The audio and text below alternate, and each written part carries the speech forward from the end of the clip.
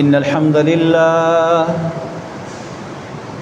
نحمده ونستعينه ونستغفره ونعوذ بالله من شرور أنفسنا ومن سيئات أعمالنا من يهده الله فلا مضل له ومن يضلل فلا هادي له وأشهد أن لا إله إلا الله وحده لا شريك له وأن محمدًا عبده ورسوله أما بعد فإن خير الحديث كتاب الله وخير الهدي هدي محمد صلى الله عليه وسلم وشر الأمور محدثاتها وكل محدثة بدعة وكل بدعة ضلالة وكل ضلالة في النار. أعوذ بالله السميع العليم من الشيطان الرجيم من همزه ونفخه ونفثه. آمنوا اتقوا الله حق تقاته إلا وأنتم مسلمون. يا أيها الناس اتقوا ربكم الذي خلقكم من وخلق منها زوجها وبث منهما رجالا كثيرا ونساء واتقوا الله الذي تساءلون به والأرحام إن الله كان عليكم رقيبا. يا أيها الذين آمنوا اتقوا الله وقولوا قولا سديدا يصلح لكم أعمالكم ويغفر لكم ذنوبكم ومن يطع الله ورسوله فقد فاز فوزا عظيما. اللهم صل على محمد وعلى آل محمد كما صليت على إبراهيم وعلى آل إبراهيم إنك حميد مجيد. اللهم بارك على محمد وعلى آل محمد كما باركت على إبراهيم وعلى آل إبراهيم إنك حميد. ومن آياته أن خلق لكم من أنفسكم أزواجا وجعل بينكم مودة ورحمة إن في ذلك لآيات لقوم يتفكرون. اللہ رب العالمین نے انسان کو مختلف نعمتوں سے نوازا ہے. یہ نعمتیں کچھ حسی اور ظاہری ہوتی ہیں اور کچھ معنوی اور مخفی ہوتی ہیں. ان نعمتوں میں سے ایک عظیم نعمت وہ سکون کی نعمت ہے. اور پچھلے گفتگو کے اندر یہ بات آپ سن چکے تھے کہ قرآن کریم نے 3 چیزوں کے اندر سکون کا ذکر کیا ہے. ایک رات، دوسرا گھر اور تیسری بیوی. لیکن گھر کا سکون اور فیملی اور خاندان کا سکون برباد کیوں ہوتا ہے، جس کی وجہ سے آج بہت سارے لوگ اپنی زندگی سے تنگ اور پریشان نظر آتے ہیں. تو اس سکون کے ختم ہونے کے اسباب کیا ہیں اور سکون کے حصول کے لیے کن کن راستوں کو اختیار کرنا پڑتا ہے، اس سلسلے میں 2 باتیں میں پہلے عرض کر چکا تھا. وہ یہ کہ گھر کے سکون کی بربادی میں ایک اہم وجہ اس رب کی نافرمانی ہے جس نے یہ گھر ہمارے لیے نعمت بنایا ہے. بیوی کو انسان کے لیے، مرد کے لیے اور مرد کو بیوی کے لیے نعمت بنایا ہے، اور ان کے درمیان الفت اور محبت پیدا کی ہے، اور اس کی کچھ مثالیں آپ کے سامنے میں پیش کر چکا تھا کہ بعض سلف صالحین میں سے کہتے ہیں کہ جب میں اللہ کی کوئی نافرمانی کرتا ہوں تو اس کا اثر میں اپنی بیوی میں، اپنے اولاد میں، اپنی سواری میں محسوس کرتا ہوں۔ وہ فرمان بردار بیوی نافرمان بن جاتی ہے، وہ تابعدار سواری اکڑ کرنے والی بن جاتی ہے، وہ گھر جو پرسکون ہوتا ہے، وہ کھلتے کھیلتے بچے وہ درد سر بن جاتے ہیں۔ تو اس میں ایک اہم ترین سبب اللہ کی نافرمانی ہے، اور اس کی مزید تفصیل میں جانے کی گنجائش نہیں، صرف آپ کے سامنے اختصار کے ساتھ ایک لسٹ رکھنا چاہوں گا تاکہ ہم ان چیزوں سے بچیں۔ پھر نافرمانیوں کی مختلف شکلیں ہیں، ان میں سے بعض کا کردار اور اثر زیادہ ہوتا ہے، لیکن کوئی بھی نافرمانی ہو، من یعمل سوءا یجز بہ، جو برا کام کرے گا اس کا بدلہ اس کو دیا جائے گا۔ تو گھر کے سکون کی بربادی میں ایک سبب اللہ کی نافرمانی ہے، اور پھر اس نافرمانی میں مختلف مراحل اور مختلف درجے ہیں۔ نماز نہ پڑھنا مثال کے طور پر یہ گھر کے برکت اور سکون کو برباد کر دیتا ہے، اور اس کے بہت سے دلائل ہیں۔ سب سے بڑی دلیل یہ ہے کہ رسول اللہ صلی اللہ علیہ وسلم فرماتے ہیں میری سکون، میرے دل کی ٹھنڈک وہ نماز کے اندر رکھی گئی ہے، اور جو نماز ہی نہ پڑھتا ہو اس کے دل کو کیسے سکون ملے گا، کیسے ٹھنڈک ملے گی۔ سفر میں تھکاوٹ کے دوران بلال سے کہتے بلال آذان دے دیجئے، ہمیں نماز کے ساتھ راحت پہنچائیے، تو نماز میں راحت۔ اس کے علاوہ جو حرام کاروبار ہے، حرام آمدنی ہے، اس کے بارے میں کوئی یہ نہ سوچے کہ میں بڑا گھر خریدوں گا، سودی پیسوں سے لوگوں سے دھوکہ کر کے، لوگوں کا مال ہڑپ کر کے، اپنے ساتھ وراثت میں شرکا ان کے حقوق کو دبا کے وسیع اور کشادہ گھر بناؤں گا، مجھے سکون ملے گا۔ اس کو کبھی سکون نہیں ملتا۔ گھر بڑا کشادہ ہوگا لیکن اس کے لیے تنگ ہوگا، اس کے لیے وہ عذاب ہوگا۔ اولاد بہت ہوگی، بڑے لاڈ سے اس نے اولاد کو رکھا ہوگا، لیکن وہی اولاد اس کے کام کے نہیں بلکہ اس کے لیے درد سر بن جائے گی۔ حرام کمائی کا یہ اثر ہوتا ہے۔ اسی طرح اللہ رب العالمین کی جو بھی نافرمانی ہے اس سے انسان کو گھریلو سکون میں نقصان ضرور پہنچتا ہے۔ آگے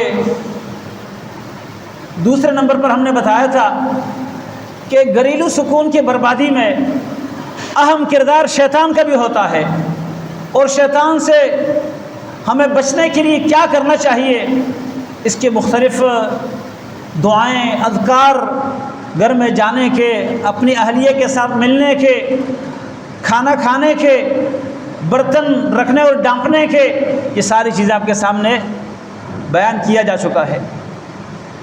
آج ایک اور سبب گھر کے سکون کو برباد کرنے کے لیے جس کا ہم ذکر کرنا چاہتے ہیں وہ یہ ہے اسلامی تعلیمات سے دور رہ کر جہالت کی بنیاد پر گھر کے سنگ بنیاد رکھنا۔ گھر کی بنیاد کیسے رکھی جاتی ہے؟ جوان اولاد ہے، لڑکا جوان ہو گیا، اس کے لیے رشتے کی تلاش، اس میں ہم کئی کوتاہیاں کرتے ہیں، شریعت کی مخالفت کرتے ہیں، جو بعد میں گھر کے سکون کی بربادی کا ذریعہ بن جاتا ہے۔ مثال کے طور پر باپ وہ اپنی بڑھائی اور اپنی حیثیت وہ اتنی بڑھا چڑھا کے منواتا ہے، بلکہ بعض دفعہ دادا اور دادی بھی ایسا کوئی فیصلہ کر جاتے ہیں جو بعد میں گھر کے سکون کی بربادی کا ذریعہ بن جاتا ہے۔ وہ کیا ہوتا ہے؟ دادا کہتے میرے فلاں پوتے کو فلاں پوتی کے ساتھ، یعنی ایک بیٹے کی بیٹی اور دوسرے بیٹے کا بیٹا، ان کو آپس میں نام لے لیتے، بس ان کو ان کے ساتھ کر لو اور اس کا رشتہ جو ہے اس کے ساتھ کر دو۔ اب وہ تو دنیا سے چلا گیا، لیکن زندگی کس نے گزارنی ہے؟ اس پوتے اور پوتی نے گزارنی ہے۔ آپس میں ایک دوسرے کو پسند نہیں کرتے، مزاج نہیں ملتا، سٹیٹس ایک نہیں ہے، ایک پڑھا لکھا دوسرے ان پڑھ، ایک کے ترجیحات کچھ اور ہیں دوسرے کے اور ہیں۔ اب دادا نے کہہ دیا ہے، جو باقی لوگ ہیں گھر کے وہ بھی کہتے نہیں، اب بڑوں کی بات تو نہیں ٹال سکتے، بڑوں نے کہہ دیا ہے۔ بھائی بڑوں نے کہا ہے، بڑوں نے زندگی گزارنی ہے یا انہوں نے گزارنی ہے؟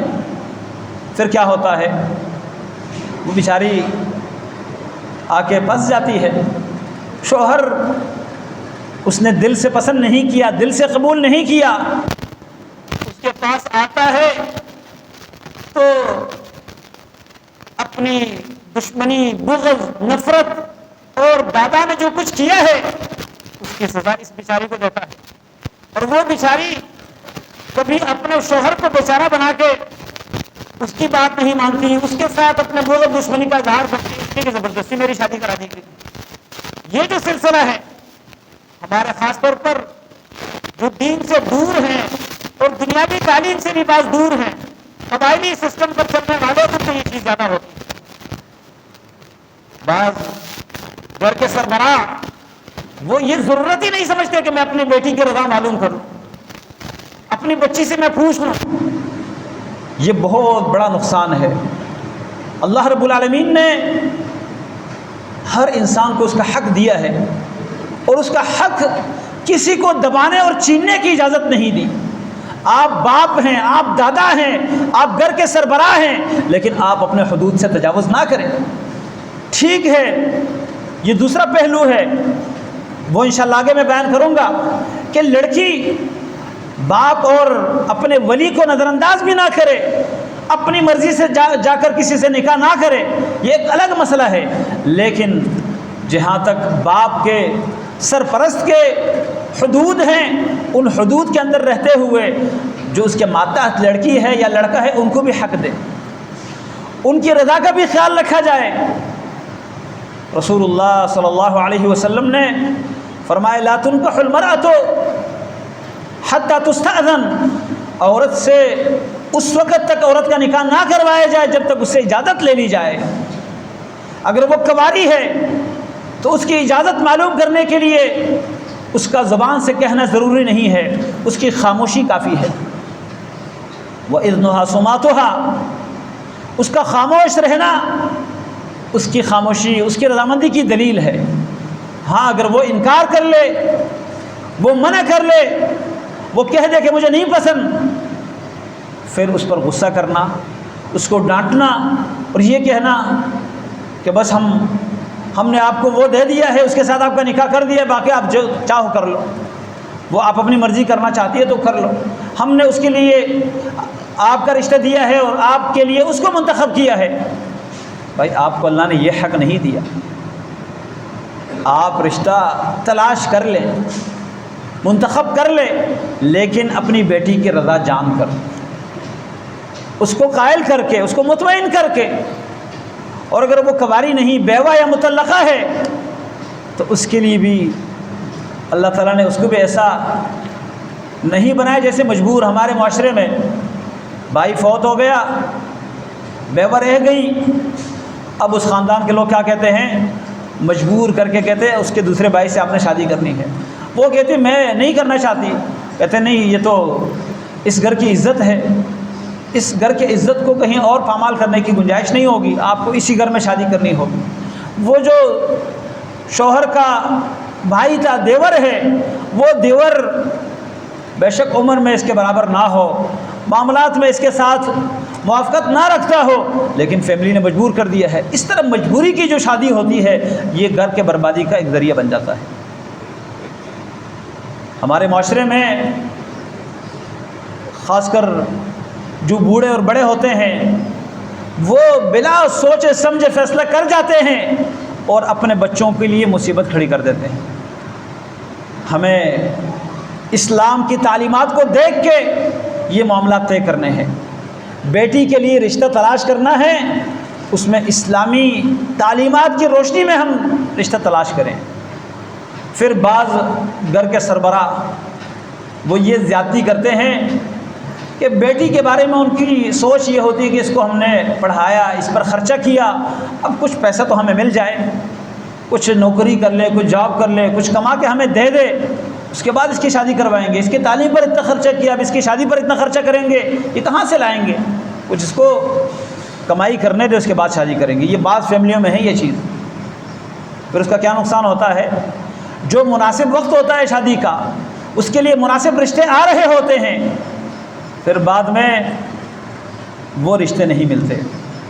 شروع میں تو بڑے نخرے ہوتے ہیں نا کہ اس کو ہم نے ڈاکٹر بنا دیا ہے، اس کے لیے ہمیں ڈاکٹر کا رشتہ چاہیے، اس کو انجینئر بنا دیا ہے، اس کے لیے انجینئر کا رشتہ چاہیے، اس نے یہ گریجویٹ ہے، اس کے لیے گریجویشن کیا ہوا شخص چاہیے۔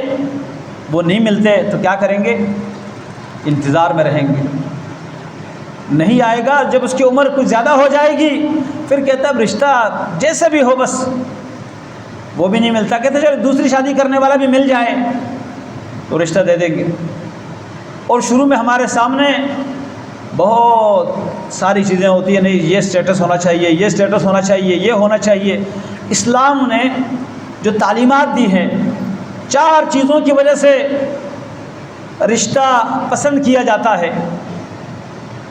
4 چیزیں آپ نے فرمایا۔ مال، کچھ لوگ مال دیکھتے ہیں کہ جی اس کے پاس مال ہے۔ اسی طرح خوبصورتی دیکھی جاتی ہے، جمال، خاندان، فیملی سٹیٹس دیکھا جاتا ہے۔ اور فرمایا 4 نمبر پر والدینہا، لیکن تمہیں کیا کرنا چاہیے؟ فرمایا فظفر بذات الدین تربت یداک، آپ اپنے آپ کو دیندار عورت کے ساتھ شادی کرنے میں کامیاب بناؤ، دیندار عورت سے شادی کر کے کامیابی حاصل کر۔ اصل چیز کیا ہے؟ دینداری۔ آپ صلی اللہ علیہ وسلم نے فرمایا اذا اتاکم من ترضون دینہ وخلقہ فزوجوہ والا تفعلوہ تکن فتنۃ فی الارض وفساد عریض۔ تمہارا رشتہ، لڑکی کے رشتہ مانگنے کے لیے، بہن بیٹی کے رشتہ مانگنے کے لیے کوئی آئے، اس میں 2 چیزیں دیکھو، 2 چیزیں، باقی ثانوی حیثیت رکھنے والی چیزیں ہیں، مال، خوبصورتی، فیملی سٹیٹس، وہ اچھی ہے اگر ہو، لیکن بنیادی طور پر جن چیزوں کو جانچنا ہے وہ کیا ہے؟ ترضون خلقہ و دینہ، دین اور اخلاق۔ دین کیا ہے؟ وہ اللہ کے اوامر کا پابند ہے، شرک نہیں کرتا، نماز چھوڑنے والا نہیں، جھوٹ بولنے والا نہیں۔ دین اللہ تعالیٰ کے فرائض میں کوتاہی نہیں کرتا۔ جب وہ اللہ کے فرائض میں کوتاہی نہیں کرے گا تو اپنی بیوی کے حقوق کی ادائیگی میں بھی کوتاہی نہیں کرے گا۔ لیکن اس کے ساتھ ساتھ اخلاق ہونا بھی ضروری ہے۔ اخلاق، یہاں اس حدیث میں دین اور اخلاق دونوں کو الگ الگ ذکر کیا گیا، اس لیے کہ دین صرف یہ نہیں کہ ہم نمازیں پڑھیں۔ ایک آدمی ہوگا بڑا نمازی، حاجی، داڑھی بھی رکھی ہوگی، دین کے بارے میں بہت پیاری باتیں کہے گا، لیکن جب اس سے باہر کے لوگ راضی ہوں گے، خوش ہوں گے، لیکن گھر جائے گا تو اپنے بچوں کو، اپنی بیوی کو، اپنی بیٹیوں کو وہ باتیں سنائے گا، وہ رویہ اختیار کرے گا جو کسی کے وہم گمان میں بھی نہیں ہوگا۔ یہ اخلاق نہیں ہے۔ اخلاق زبان سے ظاہر ہوتے ہیں، اخلاق ہاتھ پاؤں سے ظاہر ہوتے ہیں، اخلاق معاملے سے، لین دین سے ظاہر ہوتے ہیں۔ جھوٹ بولنے والا نہ ہو، گالی گلوچ کرنے والا نہ ہو، خیانت کرنے والا نہ ہو، اسی طرح دھوکے باز نہ ہو، جو معاہدہ کیا ہے اس کی پاسداری کرنے والا ہو۔ جھوٹ ہمارے معاشرے میں لوگ سمجھتے ہیں جھوٹ کے بغیر کام ہی نہیں چلتا۔ گالی شوہر سمجھتا ہے یہ میرا حق ہے، اپنی بیوی کو گالی دینا، بلکہ صرف اس کو نہیں، اس کے ماں باپ کو گالی دینا، معمولی بات پر اس پر ہاتھ اٹھانا، یہ اخلاق نہیں ہے۔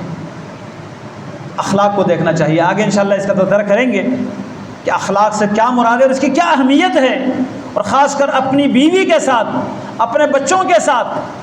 لیکن یہاں یہ بات ذہن میں رکھیے کہ رشتہ اگر مانگنے کے لیے کوئی آئے، آپ نے فرمایا ترضون دینہ و خلقہ، اس کا دین، اس کے اخلاق تمہیں پسند آئے، فزوجوہ، اس کو رشتہ دے دو۔ اور اگر نہیں دو گے، الا تفعلوہ، اگر ایسا نہیں کرو گے، تکن فتنۃ فی الارض و فساد عریض، یہ دنیا میں بہت بڑا فتنہ ہوگا اور بہت بڑا فساد ہوگا۔ پھر فساد ایسا مناسب رشتہ ہے، ہم نے نہیں دیا۔ اس وقت میں ایسے فیملیوں کو جانتا ہوں، کنواری بیٹے بیٹے 60 سال عورت کی عمر ہو گئی، ابھی تک کنواری ہے، بعض کی 40-45 سال عمر ہو گئی۔ پچھلے کچھ عرصہ پہلے ایک آدمی مجھے ملے، وہ شادی کرنا چاہتے تھے۔ میں نے اس کے رشتے کا پیغام اس کی عمر کے حساب سے جو خاتون تھی اس تک پہنچایا۔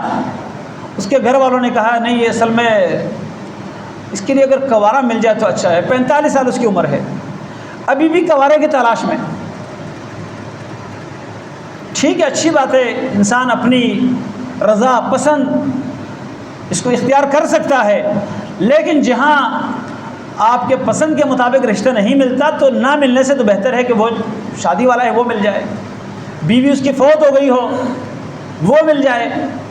ہمارے معاشرے میں مطلقہ عورت کے ساتھ نکاح کرنا، اس کو بھی لوگ عیب سمجھتے ہیں، بسا اوقات اس میں بھی بڑی خیر ہوتی ہے۔ اپنی خواہش، بس کچھ چیزوں میں اللہ سے اجر لینا بھی ہوتا ہے۔ بیوہ ہے، اس کے بچے ہیں، ان بچوں کی سرپرستی کرنا ایسا مشکل ہوتا ہے۔ آپ اگر اس بیوہ سے نکاح کریں گے، اس کے لیے بھی سہارا بن جائیں گے، اور اس کے بچے بھی آپ کی کفالت میں آ جائیں گے۔ اور یتیم کی کفالت کے بارے میں اللہ کے نبی نے کیا فرمایا صلی اللہ علیہ وسلم؟ انا وکافل الیتیم فی الجنۃ ھکذا، میں اور یتیم کی کفالت کرنے والا، ہم دونوں جنت میں ایسے ہوں گے۔ اتنی بڑی فضیلت۔ ہم کہتے ہیں شادی تو میں کرنا چاہتا ہوں لیکن اولاد والی نہ ہو۔ تو یہ معاشرے میں رشتے کے تلاش کے لیے جو معیار ہے وہ ہم نہیں سمجھتے، وہ دین کی بنیادوں پر ہم اس کو پرکھیں، اخلاق ان کو دیکھیں، لیکن ہم کیا دیکھتے ہیں؟ مال، سٹیٹس اور ظاہری رنگ روغن، اس سے بڑھ کر جو چیز کارآمد ہے وہ دین ہے۔ ورنہ بظاہر بیوی بڑی خوبصورت ہوگی، لیکن جس آدمی کی بیوی ہے اس کے لیے وہ درد سر بن جاتی ہے۔ عورت بڑے مالدار ہوگی لیکن اپنے شوہر کے لیے وہ مصیبت بن جائے گی۔ بیوی جو ہے وہ کوئی جاب کرنے والی، کوئی نوکری کرنے والی، پیسہ کمانے والی ہوگی، لیکن اس کے شوہر کو اس کے پیسے سے سکون نہیں آئے گا، وہ مصیبت میں پھنسا رہے گا۔ اس لیے ان تمام چیزوں سے پہلے کیا دیکھیں؟ دین۔ لیکن صرف دین نہیں، دین کا ایک اہم ترین حصہ اخلاق کا بھی ہے۔ ہم نے دیکھا ہے بعض دفعہ دیندار گھرانوں کی لڑکیاں، دیندار عورتیں، وہ بھی اپنے شوہر کے لیے مصیبت بن جاتی ہے جب اخلاق اچھے نہ ہو۔ جب دین ہو، نماز بھی پڑھتی ہے، توحید کا عقیدہ اپنایا ہوا ہے، علم بھی ہے، لیکن اخلاق نہیں ہے، تو اس کے ساتھ بھی رشتہ کرنے میں بعد میں پھر سکون نہیں رہتا۔ اس لیے رشتے کے تلاش میں ان بنیادی چیزوں کا خیال رکھا جائے، اور رشتہ کرانے والا سربراہ وہ بھی ان چیزوں کا خیال رکھے کہ اپنی زبردستی نہ کرے۔ رسول اللہ صلی اللہ علیہ وسلم کے زمانے میں خنسا بنت حزام نام کی ایک خاتون ہے، ایک لڑکی ہے، نابالغ تھی، اس کے والد نے اس کا رشتہ کروایا، اس کا نکاح کروایا، وہ راضی نہیں تھی۔ بالغ ہوئی، اس نے کہا مجھے یہ رشتہ پسند نہیں ہے۔ اب گھر والوں نے کہا ہم نے آپ کا رشتہ دے دیا ہے، رشتہ کر دیا ہے۔ وہ سیدھا نبی علیہ السلام کے پاس پہنچ گئی، صحیح بخاری کے اندر روایت موجود ہے۔ رسول اللہ صلی اللہ علیہ وسلم کے پاس پہنچ کر کہا کہ میرے والد نے میرا نکاح کروایا تھا اور میں اس نکاح پر راضی نہیں ہوں، میں چھوٹی تھی۔ نبی علیہ السلام نے اس کو اختیار دیا، آپ کی مرضی ہے، اگر چاہو تو اس نکاح کو قبول کرو اور چاہو تو اس سے علیحدگی اختیار کر سکتی ہو۔ پھر اس نے اس نکاح کو مسترد کروا دیا۔ شریعت نے یہ حق دیا ہے، عورت کے اوپر جبر کرنا، زبردستی اس کا نکاح کروانا، یہ جائز نہیں ہے، یہ حرام ہے۔ قرآن کریم کے آیات میں اگرچہ اللہ تعالیٰ نے عورت کے سربراہ کو مخاطب کر کے اس کے رشتہ کرانے کا حکم دیا ہے، جس کا انشاءاللہ اگلے جملے کے ساتھ ہم وضاحت کریں گے کہ عورت جو ہے اس کے نکاح کا سربراہ اختیار رکھتا ہے، اور اس کے اختیار کے بغیر، اس کی اجازت کے بغیر، اس کی نگرانی کے بغیر اس کا نکاح نہیں ہوتا۔ یہ ایک دوسرا پہلو ہے۔ لیکن کسی مرد کو، کسی سربراہ کو اللہ نے یہ حق نہیں دیا کہ وہ اپنی بیٹی، اپنی بھتیجی، اپنے ماتحت لڑکی کا نکاح اس کی رضا، اس کی خوشنودی معلوم کیے بغیر کروا دے۔ اس سے پوچھنے کے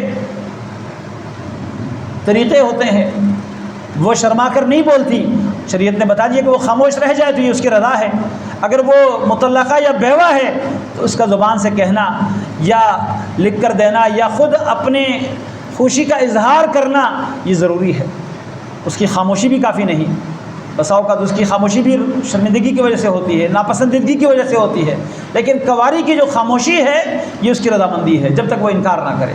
اس لیے گھر کے سربراہوں کی یہ ذمہ داری بنتی ہے کہ اپنے حدود سے تجاوز نہ کرے، اپنے ماتحت لڑکیوں کا نکاح کرتے ہوئے ایک تو ان کی رضا کا خیال رکھے، دوسرا یہ کہ جس کے ساتھ اس کا نکاح کرواتے ہیں اس کے دین کو دیکھے، اس کے اخلاق کو دیکھے، اس کے کردار کو دیکھے۔ یہ کوئی گائے بھینس نہیں ہے کہ جا کے کسی دوسرے کے ساتھ آپ نے باندھ دیا۔ یہ زندگی گزارتے ہیں، یہ انسان ہے، آگے ان کی نسلیں پیدا ہوگی، انہوں نے بچوں کی پرورش کرنی ہے، انہوں نے ایک معاشرہ تشکیل دینا ہے، لہذا ان کے لیے اللہ رب العالمین نے آپس میں یہ رشتہ کس لیے قائم کیا ہے؟ اللہ نے فرمایا اللہ تعالیٰ وہ ذات ہے جس نے تمہیں ایک نفس سے پیدا کیا ہے، وہ کیا ہے؟ آدم علیہ السلام۔ وَجَعَلَ مِنْهَا زَوْجَهَا، اس کو اسی میں سے اس کی بیوی پیدا کر دی ہے۔ اور اللہ تعالیٰ فرماتے ہیں هُوَ الَّذِي جَعَلَ لَكُم مِّنْ أَنفُسِكُمْ أَزْوَاجًا، اللہ تعالیٰ وہ ذات ہے جس نے تمہارے اپنے جنس میں سے تمہارے لیے تمہارے جوڑے پیدا کر دیے ہیں۔ شوہر کے لیے اسی کی جنس ان انسان میں سے بیوی، عورت کے لیے اسی کی جنس میں سے مرد شوہر بنایا ہے، اور فرمایا مقصد کیا ہے؟ لِتَسْكُنُوا إِلَيْهَا، تاکہ تم اس کی طرف سکون حاصل کرو۔ میاں اپنی بیوی کے لیے سکون کا ذریعہ اور بیوی اپنے شوہر کے لیے سکون کا ذریعہ۔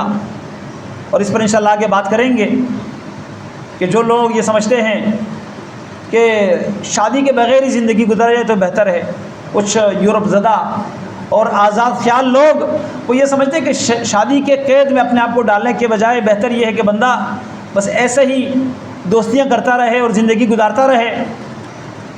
یہ زندگی سکون کی زندگی نہیں ہوتی۔ شادی یہ انسان، ہر مرد کی ضرورت ہے، ہر عورت کی ضرورت ہے۔ اللہ تعالیٰ نے اسی لیے اس نظام کو قائم کیا ہے، اور اس نظام کے اندر بہت سارے فوائد ہیں۔ وَجَعَلَ بَيْنَكُمْ مَوَدَّةً وَرَحْمَةً، اللہ فرماتے ہیں تمہارے درمیان اللہ نے دوستی اور محبت اور رحمت پیدا کر دی ہے۔ ایک اجنبی عورت جس کو یہ پہلے سے جانتا بھی نہیں تھا، اس کے نکاح میں آ گئی، اب اس کے ساتھ اتنی محبت، اور اس کی اس کے ساتھ اتنی محبت، یہ گھر سے نکلتا ہے، کہیں سفر پہ جاتا ہے تو اس کی جان نکلتی ہے، اور یہ کہیں اپنے والدین جس کے گھر میں یہ پلی بڑی ہے وہاں جاتی ہے تو شوہر کو تکلیف ہوتی ہے کہ یہ کیوں جاتی ہے، مجھ سے الگ کیوں ہوتی ہے۔ یہ محبت یہ اللہ نے پیدا کر دی ہے، لیکن یہ محبت تب قائم رہ سکتی ہے جب بنیادیں مضبوط ہوں، اور بنیادوں کے حوالے سے چند باتیں آپ کے سامنے میں نے رکھی۔ مزید جو باتیں انشاءاللہ وہ آئندہ عرض کروں گا۔ اللہ رب العالمین ہمارے گھروں کو امن اور سکون کے گہوارے بنا دے۔ اللہ رب العالمین ہماری فیملیوں میں محبتیں اور آپس میں ایک دوسرے کے ساتھ الفتیں پیدا فرمائے۔ اللہ تعالیٰ سکون کے ختم ہونے سے اور بدسکونی سے ہمیں محفوظ رکھے، ہمارے گھروں میں اللہ تعالیٰ سکون عطا فرمائے۔ اقول قولی ھذا واستغفر اللہ لی ولکم لسائر المسلمین۔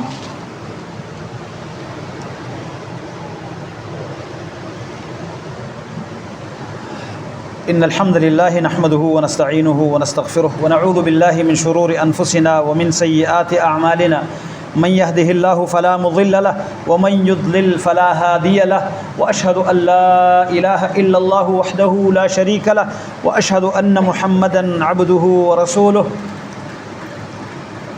اما بعد فاعوذ بالله من الشيطان الرجيم، بسم الله الرحمن الرحيم۔ هو الذي خلقكم من نفس واحدة وخلق منها زوجها ليسكن إليها۔ اللہ تعالیٰ وہ ذات ہے جس نے تمہیں ایک ہی نفس سے آدم علیہ السلام سے پیدا کیا اور اسی سے اس کی بیوی کو پیدا کیا، ليسكن إليها، تاکہ اس کی طرف آ کر وہ سکون حاصل کرے۔ تو میاں بیوی ایک دوسرے کے لیے سکون ہے۔ قرآن میں اللہ تعالیٰ نے ہن لباس لکم انتم لباس لہن فرمایا، ہن لباس لکم، یہ عورتیں تمہارے لیے پردہ ہے، لباس ہے، وانتم لباس لہن، اور تم ان کے لیے لباس ہو۔ اس سے بعض علماء نے اخذ کیا ہے کہ جو جوان ہو اس کی بیوی نہ ہو گویا کہ وہ بے لباس ہے۔ کئی طرح کے الزامات اس پر لگتے ہیں، کئی طرح کی نظریں اس کی طرف متوجہ ہوتی ہیں، اور جو عورت بغیر شوہر کی ہو، چاہے شوہر پہلے سے شادی نہ کی ہو یا شادی کرنے کے بعد علیحدگی ہو گئی ہو، شوہر فوت ہوا ہو یا جدائی ہو گئی ہو طلاق خلا کے ساتھ، وہ پھر بھی بے پردہ ہے، کیونکہ اس کا پردہ نہیں ہے، لوگوں کی نظریں اس پر رہتی ہے، شیاطین قسم کے لوگ جو ہیں وہ اس کے لیے کچھ دل میں امیدیں رکھ کے بیٹھے ہوتے ہیں۔ تو میاں بیوی ایک دوسرے کے لیے پردہ ہے۔ اس لیے بعض سلف سے یہ نقل ہے، وہ کہتے ہیں اگر میں سمجھتا ہوں کہ میری زندگی کا صرف ایک دن باقی ہے پھر بھی میں بغیر شادی نہ رہتا، کیونکہ یہ سکون ہے، اور اس سکون کو حاصل کرنے کے لیے اسلام کی تعلیمات کو اختیار کرنا چاہیے، کیونکہ ہم مسلمان ہیں، اور مسلمان کے لیے اللہ تعالیٰ نے زندگی گزارنے کے قواعد، زندگی گزارنے کا قانون اور اصول مقرر کیے ہیں۔ ان قواعد اور اصولوں کے مطابق چلیں گے تو زندگی میں سکون ملے گا، گھروں میں امن ہوگا، بد نظمی اور بد امنی جو ہے، بد سکونی، اس سے ہم بچیں گے، اطمینان ہوگا۔ اور اگر اس سے ہٹ کر چلیں گے تو پھر پریشانیاں، مصیبتیں اور سکون کا ختم ہونا، یہ چیزیں ہوگی۔ اللہ تعالیٰ ہمارے گھروں کا سکون ہمیں عطا فرمائے اور بدسکونی سے اللہ تعالیٰ ہمیں محفوظ رکھے۔ آخر میں کچھ لوگوں کی درخواستیں ہیں۔ ایک ہمارے علاقے میں رہنے والے رفیق صاحب ہیں وہاں کے، ان کے بیٹے کے حوالے سے درخواست آئی ہے، وہ اسپتال میں ہے اور بے ہوش ہے۔ اللہ تعالیٰ ان کو زندگی عطا فرمائے، اللہ تعالیٰ ان کو صحت اور عافیت عطا فرمائے۔ اسی طرح اورنگی ٹاؤن کے ایک بھائی نے درخواست کی ہے، شدید بیمار ہے، اللہ رب العالمین کو بھی صحت و عافیت عطا فرمائے۔ اور جو بھی مسلمان کسی بھی جگہ بیمار ہے، کسی بھی بیماری میں مبتلا ہے، اللہ تعالیٰ سے دعا ہے اللہ تعالیٰ تمام بیماروں کو صحت اور عافیت عطا فرمائے، اللہ تعالیٰ شفائے کاملہ عاجلہ عطا فرمائے۔ اس وقت ہمارے پاس ایک ہمارے بھائی تشریف لائے ہیں، مولانا حبیب اللہ صاحب، جن کا تعلق جنجال گوٹ، یہ سبزی منڈی کے پیچھے ایک علاقہ ہے، وہاں سے ہے، اور ہمارے ادارے میں یہ پڑھ کر ماشاءاللہ وہاں سے تعلیم حاصل کرنے کے بعد اپنے علاقے میں انہوں نے ایک مدرسہ بنایا تھا، اپنے گھر کے اندر ہی خواتین کا ایک مدرسہ یہ اور ان کے اہلیہ چلا رہے تھے، لیکن تعداد بڑھنے کی وجہ سے انہوں نے قریب میں ایک مکان کرائے پر لیے ہے، وہاں پر اب مدرسے کی جو ہے خدمات انجام دے رہے ہیں۔ تو اس کے کرائے کے حوالے سے ان کو پریشانی تھی، آپ کے پاس حاضر ہوئے ہیں، نماز کے بعد انشاءاللہ آپ کو دروازے پر ملیں گے، تو آپ بھائی بھرپور تعاون فرمائیں۔ یہ بعض کام ایسے ہوتے ہیں انسان اپنے لیے انویسٹ کرتا ہے، نظر نہیں آتا لیکن یہ پیسہ ضائع نہیں جاتا، اللہ رب العالمین کے پاس یہ انویسٹ ہو جاتا ہے اور یہ بڑھتا رہتا ہے، اللہ تعالیٰ کے ہاں اس کا اجر بھی ملتا رہتا ہے اور دنیا میں بھی اس کی برکتیں ہمارے سامنے آتی ہیں۔ تو ایسے معاملات میں بھرپور ہمیں حصہ لینا چاہیے۔ یہ مدارس اور یہ دینی جو تعلیم کا سلسلہ ہے یہ ہمارے لیے صدقہ جاریہ کے حیثیت سے ہے، کیونکہ کل اگر ہم نہ بھی رہیں تو ہمارے خرچے سے پڑھا ہوا کوئی بچہ کوئی بچی وہ جس معاشرے میں خدمات انجام دے، اصلاح کی کوشش کرے، قرآن پڑھائے، رسول اللہ صلی اللہ علیہ وسلم کی احادیث اور تعلیمات لوگوں کو پڑھائے، تو ہمارے لیے صدقہ جاریہ کا ایک سلسلہ جاری رہے گا۔ تو آپ تمام بھائیوں نے ہمیشہ جب ایسا کوئی اعلان ہوتا ہے تو اس میں تعاون کرنے میں کوتاہی نہ کیا کرے۔ اللہ تعالیٰ ہم سب کو توفیق دے، اللہ تعالیٰ ہم سب کی حالت پر رحم فرمائے، فلسطین کے مظلوم مسلمانوں کو اللہ رب العالمین مدد فراہم کرے، اللہ تعالیٰ ان کی مدد فرمائے، اللہ رب العالمین ان کی حمایت کے لیے کسی کو کھڑا کر دے، اللہ تعالیٰ اپنے غیبی لشکروں سے ان کی مدد فرمائے، اللہ تعالیٰ ان کے بھوکوں کو کھانا فراہم کر دے، ان کے جو بیمار ہیں زخمی ہیں اللہ ان کو صحت اور شفا عطا فرمائے، جو ان کے قتل کیے جانے والے ہیں اللہ تعالیٰ ان کو شہادت کی موت عطا فرمائے، اللہ رب العالمین ان کے جو بے گھر ہیں ان کو پرامن گھر عطا فرمائے، ان پر ظلم کرنے والے اور اس ظلم پر کسی بھی طرح تعاون کرنے والے اللہ تعالیٰ ان کو نیست اور نابود کر دے، ان کو عبرت کا نشان بنا دے، اللہ رب العالمین ان سے انتقام لے، اللہ تعالیٰ ان ظالموں کے ظلم سے مظلوموں کو نجات عطا فرما دے۔ ربنا ظلمنا انفسنا وان لم تغفر لنا وترحمنا لنكونن من الخاسرين ربنا آتنا في الدنيا حسنة وفي الآخرة حسنة وقنا عذاب النار وصلى الله تعالى على خير خلقه محمد وعلى آله وصحبه أجمعين برحمتك يا أرحم الراحمين۔